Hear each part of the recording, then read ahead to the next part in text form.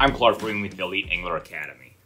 This is today's What's in the Bag, where I'm dispelling the myth that pro anglers get everything for free.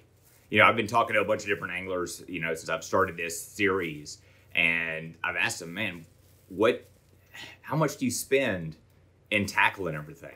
Because, you know, right now it's kind of tax season. Guys are having to do their write-offs and go through receipts and everything. And, you know, from most of the pros I've talked to, which was quite a few last week or 2 weeks ago when the MLF BPT was at Sam Rayburn, you know, it kind of seems like the consensus for most pros was kind of in that, you know, $3,000 to $6,000 range every year that they spend. And these are guys that have like a ton of sponsors, get all this stuff for free. And, you know, they're still having to buy different things that their sponsors don't provide, or secretively they're buying stuff that they think is better than what their sponsors have, you know, because even though that sponsor might have something really awesome, you know, they might have a product that doesn't, live up to what they want. You know, for example, you know, Mega Bass jerkbaits are kind of the industry standard at this point that everybody thinks are the best. And so if you're sponsored by a hard bait company, and then you want to throw that jerkbait, you're still having to go buy a bunch. You know, I've heard stories of guys sponsored by retailers having to park down the road, you know, because they got a wrap on their truck or boat, you know, from a store, a major store that carries tackle, and they're walking a mile like to Academy to go buy H2O crankbaits or other baits, you know. And so that's why we're doing this series. And so today's bag actually comes from Tackle Addict. You know, I've been there before. It's at the dam at Sam Rayburn. Big, massive store. It's got most of the stuff you're going to need, especially for Sam Rayburn, Toledo Bend, you know, East Texas. And that's one of the things whenever you go into these stores, a lot of them are regional. They're going to have what you need for those lakes and stuff. Maybe not what you need, like whenever I go to Michigan to go fish St. Clair, or, you know, to go fish, you know, Blueback Herring Lake in South Carolina. But they've got really what you need there. Tons of rattle traps, tons of deep diving crankbaits, you know, lots of plastics. But it's a big mega store that's got pretty much what you need. So if you're down there at Rayburn, you know, it's the store to go to. But for this bag, I'm actually starting to get ready for Lake Murray, South Carolina. It's going to be a blueback herring spawn type deal. It's going to be sight fishing. Some of the stuff I'm getting is to restock things I've lost, or it's to, you know, prep for what's going on in the world right now with the availability of a lot of products. I've heard, you know, there's been a plastisol plant that had a fire, you know, that's going to hurt the availability of certain plastics. You know, COVID obviously has stopped the shipping and production of a lot of stuff, or the availability just isn't there. And, you know, these tackle stores, everybody's getting frustrated that they're not having the products they're looking for, but at the same time, you know, they're getting frustrated because they can't get what they need or want. And so some of the times what I'm about to do whenever I'm doing these What's in the Bag videos is I'm going to talk about products that I'm stocking up on that I know I'm going to use. For example, you know, I'm going to use a ton of watermelon candy, watermelon red, super flukes, and baby brush hogs at Sam Rayburn, you know, especially in my tournament off season when I'm guiding. You know, it's kind of like the go-to Carolina rig and bait that we use. But, you know, it might be that I'm able to deviate and throw something else. So this is today's What's in the Bag, and it's from Tackle Addict down at the dam at Sam Rayburn. So let me just start going through the bag. Again, I'm always going through line, 15-pound Seagar Brazex. You know, it's kind of one of my go-tos. I've got a lot of confidence in it. I know when to use the Brazex over the Invisex. And even though I'm not sponsored by them, I still buy it. It's the line that I use. I've used it for, you know, since about 2005. I know the capabilities of it. So again, that's why I keep using it. You know, there's a lot of other good fluorocarbons out there. Sunline makes a good one, Berkeley. But, you know, for me, it's what I have confidence in is the Seagar. And the 15-pound is kind of a do-all for a lot of techniques. You can't go wrong. All right. So next thing on the list is the 6th Sense Speed Wake. You know, I know a lot of guys that catch fish on this bait at Sam Rayburn, especially in the fall. You know, the Strike King Wake Shad, you know, has been one of the secret deals at Rayburn for years. You know, the availability isn't there. They quit making it, came back into production, they made it again.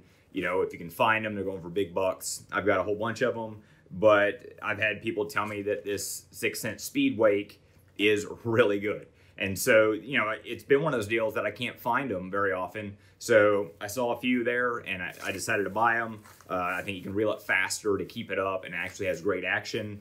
You know, when I go to Lake Murray, it's, you know, it might be one of those things that I can throw it over points for bluebacks and things like that. You know, might draw them up when they're tired of seeing pencil poppers and spooks and things like that. This color is called Shad Burst, which is kind of an olive back, you know, silvery side, white bottom again. And that's kind of a color that, you know, should work. Imitates a blueback pretty well. You know, I'm excited to try that. It's a bait that I'll have tied on in practice, you know, just to see. I've actually got another one of those speed wakes, and this color is called Spanish Bone, which is kind of it's a bone color that's got more of an iridescent to it, but you can't go wrong with bone or any of those kind of pearly whites whenever you're dealing with topwaters, no matter what topwater it is. So again, I got one of each of those. You're not going to lose many topwaters or, you know, things that go on the surface. So, you know, I'm probably going to throw it on braided line. So I've only got one each of those colors with no fear of losing it. All right, here's a bait that I bought just on a whim, which we do a lot of times. It is made by 13 Fishing, and it is called a Pathfinder. And what it is a hard body front with a double hook with a soft tail end on it. Again, I've never thrown it, never seen it. Thought I'd try it out. You know, we're almost getting to frog season. And again, I buy a lot of things just to try out. You know, is there a better mousetrap? You know, I think it might walk the dog great. It might be absolute garbage. I might sell it. I might just sit here in my box or my tackle room. But it's something we're trying. If it walks the dog like the shape of it says it might, you know, depending on how it's weighted and everything else, I don't know how weedless it's going to be. It's got two little fins on there to block that hook. But again, we try a lot of things, you know, which creates, you know, big bills at tax time and, you know, a whole tackle room full of junk. But it's got a nice rattle to it. So it's something that, you know, might work, might not. Again, go with kind of a bone color as a safeguard for success. Bought some more nail weights. You know, I usually use the Dobbins ones because they have nice ribs and barbs, but I'm running short right now. And a lot of times what I'm doing is I'm cutting that lead anyway and only putting a little nub in it. You know, I'm going to be wacky rigging Senkos a lot around docks coming up. It's one of my go-tos for making money. So I just needed some more lead weight. You know, and you can use roofing nails to save some money, but the thing is, they're not made of the same material. They're not as heavy. A lot of times I'm not going to put that whole nail in there. So again, I don't really care what size it is. You know, and I prefer, again, like the Dobbins ones that have ridges on there and barbs. They don't come out of the Senko as easily. But, you know, when I'm just needing a lead chunk, you know, these cheap Lunker City ones, you know, they work. And that's what they had available. All right, again, another one. Oh yeah, and people say Nico rigging. These have, you know, the little head on it. Some of them have bigger heads. That's usually where they come up with more weight, is I'll put a bigger round head on there. You know, we've called it wacky rigging since I can remember in the early 90s down at Toledo Bend using a great color cream worm and a gold Aberdeen crappie hook. You know, they get a fancy name for it now, you know, called Nico rigging. All right, next thing on my list is Megabass jerkbaits. I mentioned these before. I am restocking some of what I broke off of docks and dock cables and rocks there at Smith Lake. You know, it's like they're consumable almost. You can't go wrong with some of these shad colors. This one's more translucent. This one is Skeleton Tennessee. It's the 110+1. You know, throw this bait a lot, especially in clear water. You know, it might be a player around some docks at South Carolina, but I know we're going to St. Lawrence and, you know, smallmouth, you know, it's a go-to. And again, I'm stocking my tackle box for what I lost at the last event. All right, another one.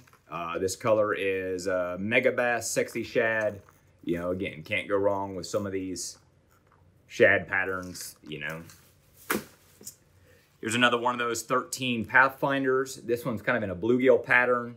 I chose it over the black one because, again, I'm going to be throwing it around vegetation where, you know, bluegill will probably possibly be at. You know, I've got one of the bone color one of, you know, the bluegill one. This one's dark enough that I don't need to get a black one to throw because, again, it's going to serve the same purpose. The colors are close enough having the dark. I don't care if the black one's got red dots or yellow dots or whatever. It's all dark whenever it comes down to it, you know, for a silhouette. This one's got, like I said, that bluegill pattern. I might put a little orange on the throat, look more like a brim. But if I'm throwing it around hay grass or water willow or something like that, or lily pads, it's going to look like a brim. And, you know, I bought those two colors because whenever you're going to sample and try things, you know, you got to try colors that you actually have confidence in. And again, a bluegill and a shad pattern, two of the colors that you need. Get another jerkbait in the Skeleton Tennessee shad. Get another jerkbait in the Mega Bass Sexy Shad. Another speed wake, and this one is in bone reactor. So I had one that was more pearl, and then this one's more bone. I thought I had only gotten two of those. All right, last thing in the bag.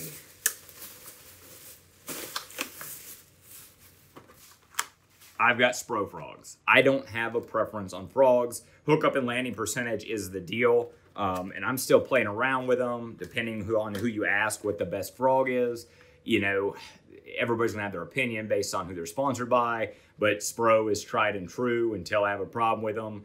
I like the Spro popping frog, and you can see I've got a variety of colors right here. I've got one that's in red ear. Actually, I've got two that are in red ear, which is kind of that yellow brim looking one. That's one of the main ones I throw. I've got one in black, and I got one in white.